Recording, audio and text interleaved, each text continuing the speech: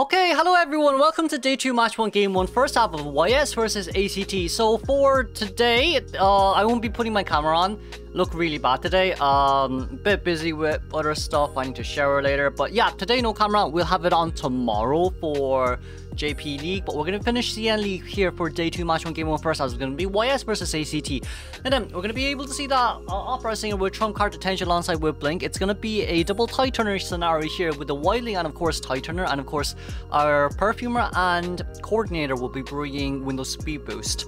Once again, this is going to be Bracket A, the last two teams playing against each other. First, we're going to see YS versus ACT, and I'm quite sure next game is probably MRC versus Dole or a amateur team, but we're not too sure for now. But moving on towards the game we go. D-Bow here coming straight towards middle, looking for the next nearby survivor.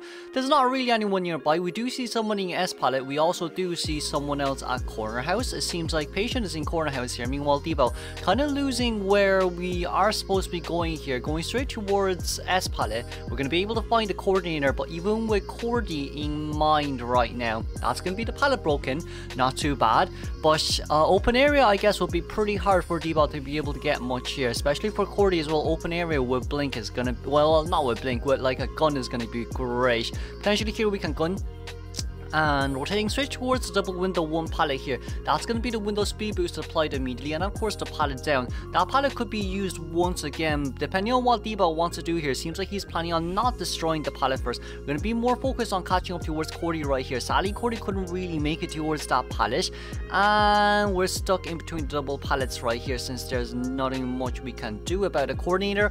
A little bit out of, you know, the reaction speed was a little bit slow there, but there goes down Moem. We have Fox already nearby trying to do the rescues, but even with the rescues on mind right now, we're going to be able to get on board. That's going to be a 50-second board time, so there should be more than enough time for us to, you know, get the rescue before half. But we just want to stall as much time here as possible. We want Patient to finish her Cypher Machine. We also want Perfumer to do it too, because I mean, like in this side note, right, it's quite a little bit of an early down, especially for ACT. For D-Bow here, it's quite a nice early game, even though he didn't really get much initially, but like chasing after Cordy right after that gun is over, not such a great area anyway. So Cordy not getting hit here. Okay, trying to play as much pallet mind games here as possible. Moem in a nutshell is probably just oh, very nice pallet stun there, Coordinator. Wow, the mind game is insane. Very nice pallet stun. We are going to be able to run straight towards double 11 here. Double 11 here. It's good that there's a double 11 here, but try the blink predict, but sadly we didn't get it. That's still a terror shock at the end of the day. Now, formal elimination went up to 25%, but since this is second chair, we will be able to see the third Cypher Machine being finished off, and of course Patient in Balcony. A relatively safe area. There's not much to be worried about, but if YSD here, if D wants to get a formal elimination, he needs to be able to find Patient here immediately, but Patient's going to be able to make it towards the double pallet window. Double 11 here, pallet goes down. I would say breaking that pallet is probably the best choice, but we're going to come in. Ooh, cancel the dash as well, but Coordinator has a pallet right behind her. Seems like Cordy won't be actually going for the pallet. Patient double hit scenario, and there's going to be only one window left on that side. Cordy has to take that window, rotate towards the double pallet near Tramgate. That's what she has to do right now. We're going to go currently at the double pallet area. The pallet goes down here once again. We'll be able to vault the pallet, but that's a little bit of a slow vault there as well, so Coordinator will be going down here. If that was a little bit of a faster vault, then Cordy definitely would have been able to make it towards these two pads to play around for a little bit longer, but seems like that isn't the case for now. Now, we are still going to be able to see the 4th Cypher Machine popping off here. Perfumer most likely going to come in for the rescue, but Wildling Cypher Machine is a little bit close towards S-Palette. That's the only issue with Wildling Cypher Machine here. Seems like we're going to be able to force Wildling on towards Boar. Wildling's on board a little bit earlier than I would have expected. Patient getting up here as well. We're most likely going to need to, like, we're going to have to heal in one case or other. We are going to have to heal. Fox will be jumping down here immediately. We're going to be TPing down here as well, but you know what? As long as Wildling manages to go find No, never mind. Because, like, only drop here is at full health. Perfumer next chase. The perfume was able to come out, but that's a 5-second perfume duration. So, being able to rotate towards the pallet shouldn't be too bad. We're going to go straight towards patient right now as well. Meanwhile, we're trying to force that cipher machine open. Okay, there is one pallet left there to use, which is not bad.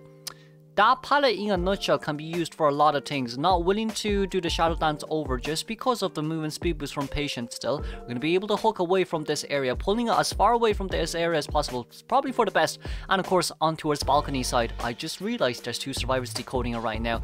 85% cipher machine. Wily will have to go. Perfume will have to go alongside with Wildling. But even with that on mind, there's not really that much left for us. Sen is a little bit out of Sen is not in the best spot possible, but that's a very brilliant hook hooking out from the area. Okay, not bad. Wilding still has to stay on board here no matter what happens. Perfumer can be upstairs decoding, but not Wilding. Patient still has to be a little bit careful around the place though, because Shadow Dance is still left behind. We're going to be able to TP back dance here. Didn't really dash towards the train for some reason, but that's also still okay. Perfumer did have perfume drop down. So, the really good question here is, I think the best case scenario here is Wilding and Patient actually meets up the heal. They could have potentially rushed the cipher machine, but Perfumer's items is going to go down slowly but surely. We're going to be able to see Patient here Patient's going to go look for an item. Wilding is going to be looking for that decoding progress, but as long as Perfumer is here, there's no way our Opera Singer can actually leave the Perfumer nearby, because that 80% cipher machine is going to be really annoying. Now, we did miss the perfume, but there is a needle on Patient's hand, so Patient can at least come to rescue at least one. Cipher machine is currently primed though, and it seems like we're going to be able to get the pop here. Okay, Patient on towards the exit gate. Meanwhile, do you have a perfume being deployed down here immediately as well? D-ball, double pallet nearby is going to be forced to break the pallet, and once again, even if you do get a TP over, that's going to be a vault over there immediately from Perfume. We're going to be able to get the TP back. Wilding does not have, well, he does have Boar, but he just got on it, which is good news. But once again, your only issue here is it's an Opera Singer you're up against. If it was anyone else, fair enough, but it's an Opera Singer, gets the normal hit there. Wait a second, we are able to get on tram, but sadly Dungeon is near Graveyard, so let's congratulate the tie game here for YSD. Let's move on straight towards second half then. Okay, day 2, match 1, game 1, second half. It's gonna be Maruko coming out as Opera Singer. We're going to be able to see Gardener, Acrobat, Embalmer, and who again? A Mercenary here. So the Embalmer is coming out for the guarantee tie scenario, but it seems like we decided to actually bring Borrow Time with Embalmer this time. Alongside with that, it's going to be double tie turner, but moving on straight towards game 2 we go. It's going to be day 2, match 1, game 1, second half of ACT versus YS. Higher seems like he'll become first chasing here. Acrobat first chase against Opera Singer. It's not the best, but it's also not the worst. We do see T vibing there a little bit, jumping up and down. But even with that on mind, that's going to be a fireball registered on towards Maruko here. But Maruko isn't really that afraid of your fireball, because at the end of the day, he's still gonna have to, you know, walk a little bit before he dashes over. Higher once again taking the window speed boosting away towards double pallet area. But with a double pallet area on mine, seems like we're gonna have to use a mud ball in order to not get that much of an early first hit. But even so, 40 seconds in towards game right now, the first hit is still gonna register. We don't have insolence, preferably if we don't bring insolence, probably for the best.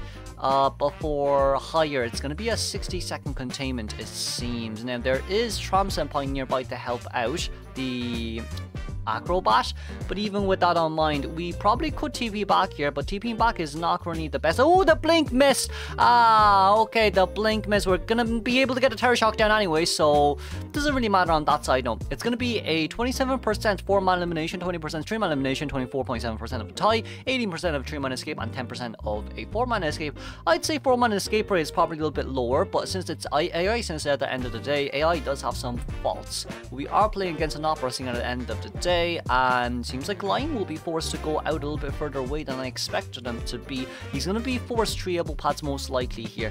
Lion also has to run in open areas, but Maruko TPing back here just in case of a backdoor rescue.